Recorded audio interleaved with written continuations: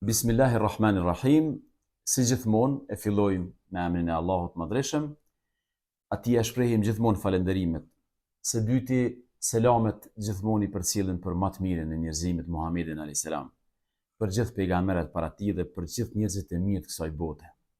Ju përshëndes juve gjithmonë dhe jam falënderues për kohën që ndani për fjalimet tona. Pejgamberi alayhis salam, shembull i gëzimit dhe i lumturisë për të tjerët. Është e çuditshme, disa njerëz, posa të bëhen fetar, mendojnë se feja është një fytyrë e ngrysur, një ball i rrudhur, një ndjenjë frike e pandërprerë dhe një mungesë e buzëqeshjes pa gëzim. Madje ka prej tyre që janë të specializuar në këtë rrafsh, e kanë zanat, nuk dinë gjë tjetër vetëm qysh me nxjerr sa më shumë mërzi, errësi dhe dëshpërim. Në çdo fest, kërkojnë anën që e prish haren, që e prish gëzimin dhe që e rëndon shpirtin. Pyetja shtrohet: a ishte i dërguari i Allahut kësaj? A ishte i tillë Muhamedi alayhis salam? Sepse këta njerëz shpeshherë një gjë të tillë e bojnë në emrin të Muhamedit alayhis salam. Unë jam sot me juve këtu për të thënë të kundërtën. Pejgamberi nuk ishte i tillë.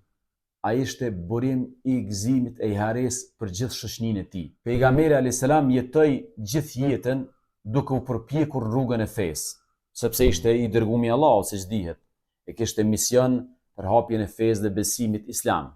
Në njëjtën kohë, derisa ai po bënte këtë punë, sprovat e shoqërisë muslimane nuk pushonin. Vdekjet e të dashurve, uri, varfëni, dhimbje e njerëzve që nuk gjenin as ushqim e ngjajshëm. Megjithatë, përballë gjitha këtyre fatkeqësive, ai gjithmonë gjeti hapësirë për gëzim, për gëzimet e bajramit, për festat e martesave, për lindjen e fëmijëve, për momente gëzimi që i japnin shoqërisë muslimane dritë dhe lehtësim, atëherë dhe japin edhe sot.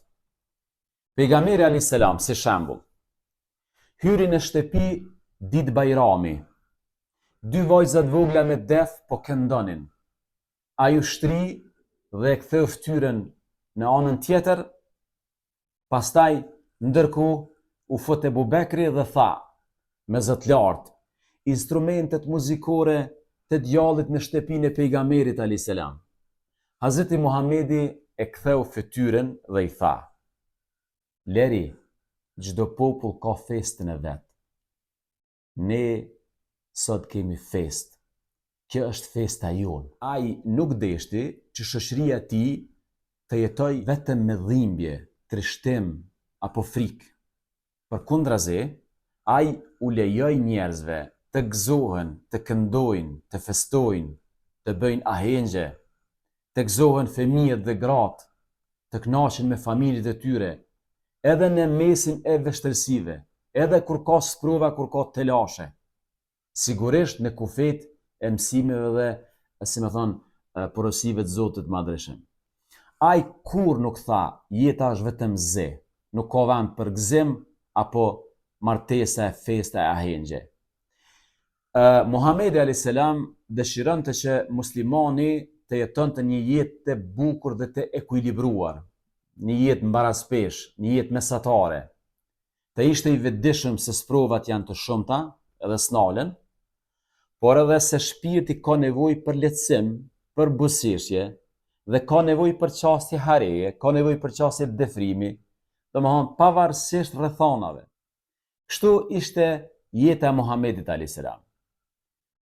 As i ngrysur, as me ballë të rrudhër të mrolur, i buzëqeshur, i hapur, i shoqënuar me shokët e tij, bënte shaka me ta dhe u alejonte atyre të argëtoheshin.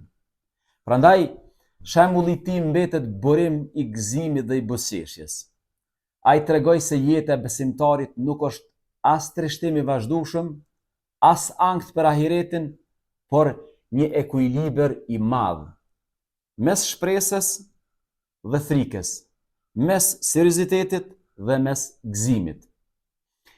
Ashtu siç njeriu ka nevojë për përpjekje e qëndresë përballë vështirësive, i njëjti njeri gjithashtu po aq ka nevojë për gëzim, për buzëqeshje brenda jetës ti.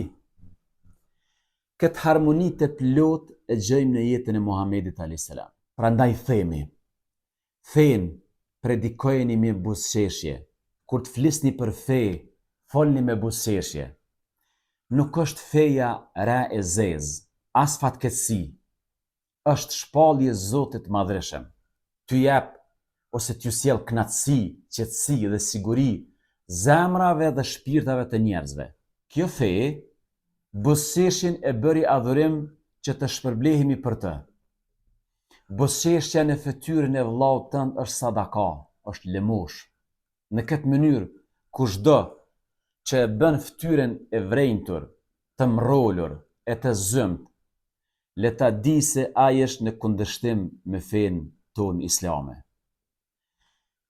Le ta praktikojmë të gjithë këtë vlerë, ashtu që të kemi fytyra të ndritshme, krenare dhe shpresdhënëse, jo vetëm në botën tjetër, por edhe në këtë botë, sepse feja jonë ka ardhur na bëj të lumtur në këtë botë dhe na mundsoi ta fitojmë përjetësinë në botën tjetër. Faleminderit shumë, Zoti ju shpërblet.